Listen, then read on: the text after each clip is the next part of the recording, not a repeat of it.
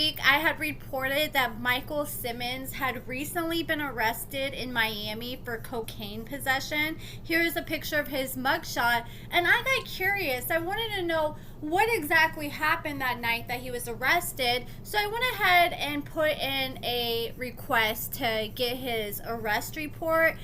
I put a request in for the body cam footage. Two, I just feel like that would be super interesting to see, like, his mannerisms and how exactly he was behaving in person. And I had to do that through a separate department. They gave me that information. I made the request, and the request is processing. So once I do get the body cam footage, I will come back and do that in a separate video. But this is the information I have received so far. This is just like basic information, the name of Michael, his full name. It shows that he was arrested on December 12th. He ended up getting released from jail the next day, so he's currently a free man. He was charged with cocaine possession or suspected cocaine possession, which that was a felony. Then he was charged with driving while his license was suspended, or knowingly driving without a license. And it says, while working a robbery intervention detail in the south end of Miami-Dade County, I observed a silver Chevy bearing a Florida tag of, and then there's his tag, I'm going to cross that out, with an expired registration. I conducted a traffic stop at Southwest 264th Street and Southwest 139th Avenue and made contact with the driver of the vehicle, who would be identified as Michael Anthony Simmons. It shows his date of birth. A records check of Mr. Simmons' driver's license revealed it was suspended as of June 3rd, 2024. I advised Mr. Simmons to exit the vehicle and ask for consent to search his vehicle, at which point he gave me consent to search his vehicle. And while searching the vehicle, I observed a glass pipe with suspect crack cocaine. So this man was smoking crack. This next form is pretty much blank. They're going to use this to fill this out once Michael does go to court. He has his hearing on January 1st. And this is just his pretrial hearing where they'll just pretty much go over the case. They will pretty much bring up what evidence they have. They'll raise any legal issues and negotiate any plea bargains to try to settle the case without fully going to trial. And the whole goal of the pretrial is just to identify key issues and streamline the trial process. He originally had a $2,500 bond, but he was released from jail. He just had a promise and signing a piece of paper that he would return to court in January. And I'm assuming he wasn't on probation or parole, because I'm not seeing any violations, which is kind of shocking to me because Michael seems to get in trouble like at least every 6 to 9 months. And it says residue was on the floorboard, and due to the narcotics being found inside the vehicle, I conducted a search of Mr. Simmons, which revealed an additional glass pipe with more or less than 1 gram of suspected crack cocaine inside of it.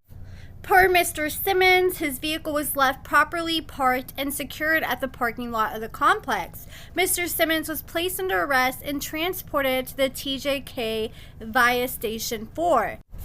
Then it shares the information of the officer who wore body cam footage, and like I said, I've already requested the footage, so I'm very curious to see what all went down in that. But it sounds like Michael, for the most part, was alone that night, just riding around in his car. I was going to say, if he was in the car with other people, I would have been fighting that case and saying, well, I was in the car with other people. How do you know it's mine?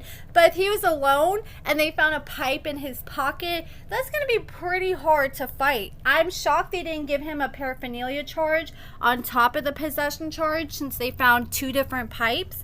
But yeah, that is pretty much all the details we know so far on Michael's arrest. I'm not gonna lie, I'm so disappointed because it was obvious that he was really struggling in his mugshot.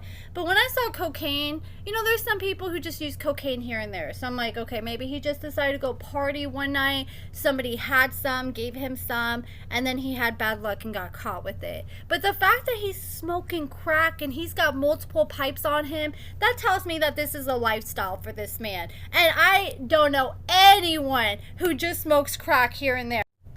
If you're smoking crack and have all these pipes on you, then that tells me that he really is struggling with a problem. And crack is one of the most expensive habits to have. I had my little crackhead days years ago, and it was so stupid because I would literally spend like $100-$200. It would be gone in 20 minutes, and then I'd have to turn around and spend another $100 or figure out ways to get more money. People smoke and then going and hiding underneath the sink and hiding in closets. Like, I remember one time there's like this Asian dude that did nails, and he used to come and hang out and, you know, do his thing back when I used to use.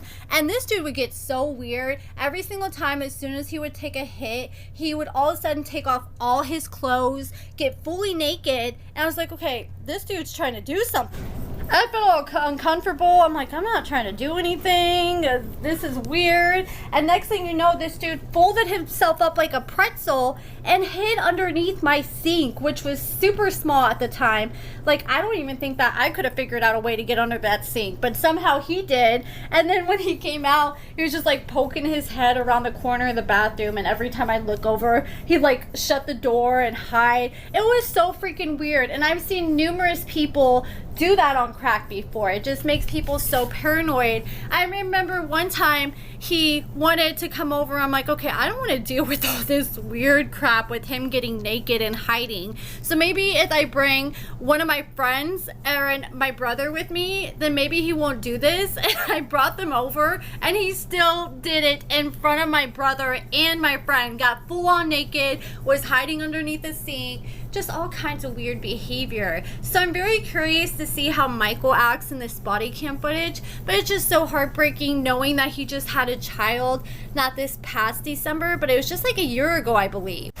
I'm very curious how this is going to affect him being around him and Maria's child, because if I knew that this guy was getting busted with crack and had crack pipes on him, then you would think that the police would be trying to get CPS involved, or at least trying to do something to monitor Michael to make sure that if he's going around those children, that he's clean and sober.